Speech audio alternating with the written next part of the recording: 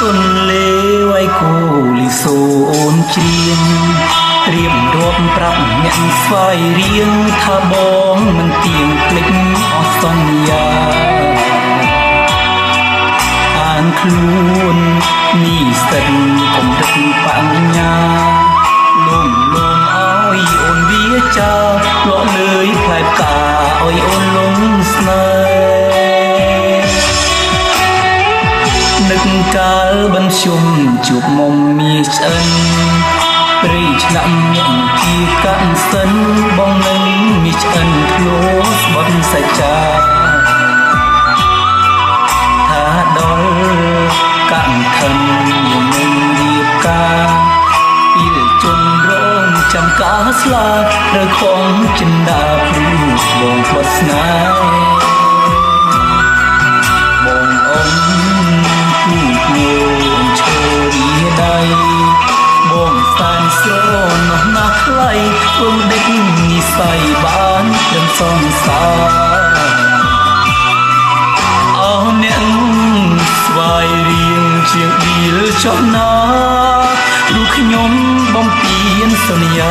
តាមចិត្តមេត្តារៀបការចោលស្រីវាសនារំដួលប្រែប្រួលមិនទៀងឲ្យខ្ញុំសូមទូស្វាយរៀងធ្វើបាបចិត្តនាងឲ្យទឹកនេត្រាអូនអ្នកបាវិតសុំថែជីវ៉ាអ្នកក្រោយសូមចិនកាំងណាគុំដូចរៀមរាសន្យាហើយក្បត់បាទនេះគឺជាលំនាំបាត់ស្រីទេបង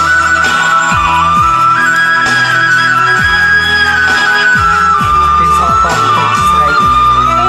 សោក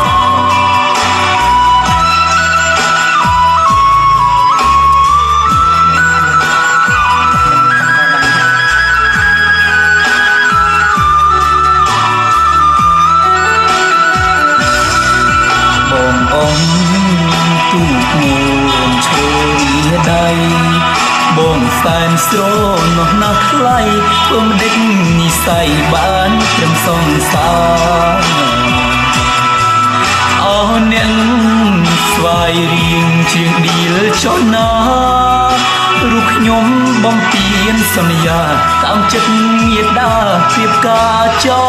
លស្រីស្នារំដួលប្រែប្រួលមិនទៀងឲ្យខ្ញុំសូមទូស្វាយរៀងធ្វើបាបចិត្តនាងឲ្យទឹកមេត្រាអោអ្នកបាវិតសុំថែជីវ៉ាអ្នកក្រោយសូមចិនកាំងណាគុំដូចរៀមរាសន្យា